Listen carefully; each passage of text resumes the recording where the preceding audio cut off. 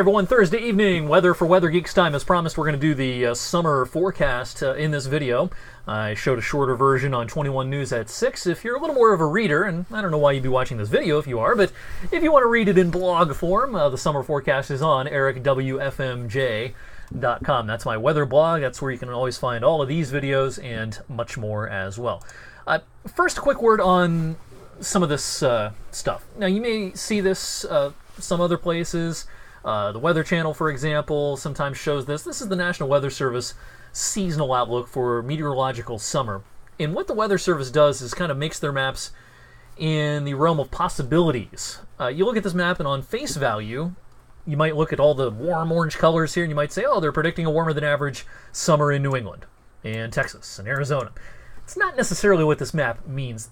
This is the probabilities of warmer than average temperatures or cooler than average temperatures for the season, and EC means there are equal chances of cool and warm. It's not really a forecast, and the reason I say that, I'm not trying to be snarky. A forecast is something that can be verified. We can look back at the end of the season and say, oh, the summer was warmer than average, just like we predicted, and that means the forecast was good. Or we predicted in the winter 60 inches of snow. There was 57. We can verify a forecast. When you give a map or an outlook in terms of probabilities, there's no way to verify this really, because you're not saying yes, it's definitely going to be warm in Arizona. You're saying there's a decent chance it's going to be warmer than average in Arizona and New England compared to average this summer, but it's not really a forecast. So what I show is going to be a little bit different than that, and I'll get to the forecast here in just a second. All right, first a review of the last 20 summers. I've shown this graphic this week previously. You may have seen it there. When we look back at the last 20 years, of course, lots of ups and downs. We had a couple of cool summers back in 2008, 2009, and a couple of cool summers in 2013, 2014. The last two summers have been warmer than average, and last year was quite a bit warmer. What I'm actually showing you here is the yearly temperatures and yearly precipitation, but the trends have been similar for the summer season. We've had a couple of wet summers the last couple of years as well. Actually, in the summer season, we've reeled off 5 consecutive wetter than average summers.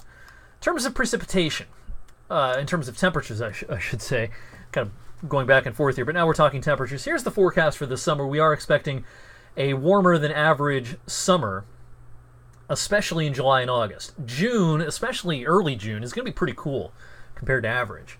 But we are expecting July and August to make up for that, and so it'll all shake out in the end as probably warmer than average. Now, will it be as warm as last year? I think the answer to that is no. We had our hottest summer last year since 1995. I don't think we're going to be at that level this year, and there's some reasons for that. I'm not going to dive into the meteorology too deep here, or this video will be 25 minutes long. My winter forecast sometimes is 20 minutes long, but that winter forecast, there's a lot more to talk about than in a summer outlook. All right, going back to precipitation here. Now, if we use something we call persistence forecasting, that method would suggest that we just keep predicting wet summers until the atmosphere proves otherwise. There's certainly something to be said for that idea.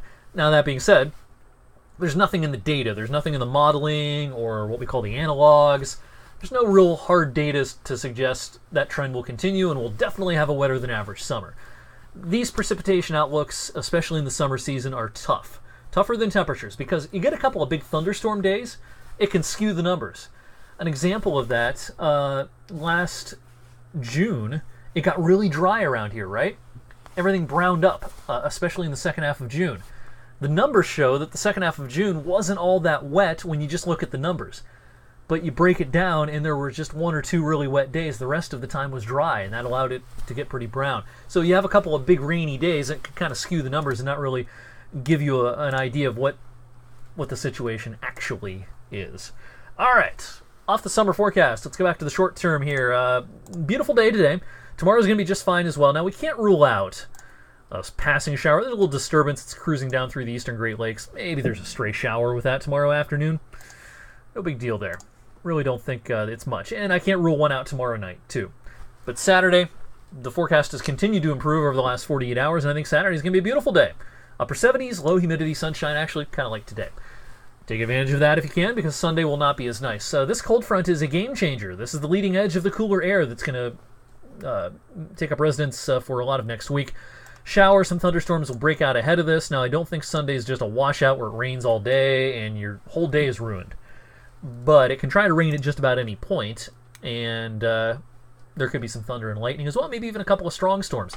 It'll also be more humid on Sunday. Those dew points will be coming up on Sunday. They're not going to go sky high like we sometimes see in summer, but it'll be a noticeable change compared to Saturday. 21 WFMJ, we're a proud sponsor, as always, of the Youngstown Marathon, kicking off bright and early Sunday morning. Now, we're still a few days out from this, and it's hard to break down precipitation timing hour by hour, a few days in advance, but I took a stab at it. I think the highest chances of rain may be midday and afternoon, but not high confidence in that just yet, so we're going to allow for at least the chance of some wet weather during the marathon Sunday morning and midday. My gut feeling right now is that the higher chance is after the marathon, but we shall see. An update coming on that tomorrow. All right, showed you the summer forecast. Let's back up and look at the medium range beyond the 7-day forecast. People are going to get impatient for some summer weather next week when we're talking highs in the 60s for a few days, some rain. The 8 to 14-day outlook doesn't look bad, and I might even have to adjust this a little more and bring those warm anomalies into our region. Does this stick? Does it mean it's going to get hot for the rest of June? No. But I do think we're going to get a handful of days that are much more summer-like in the longer range, 8 to 14 days. And when I say that, that means, we could see some highs in the 80s for a change. We haven't seen that for a while. We might sniff 80 in a couple of spots this weekend, but not much better than that. And again, there's some rain coming our way on Sunday. All right, that's it for tonight's weather for Weather Geeks. Thanks for your patience. Thanks for watching. I'll see you tonight on 21 News at 11. Have a great rest of your Thursday night.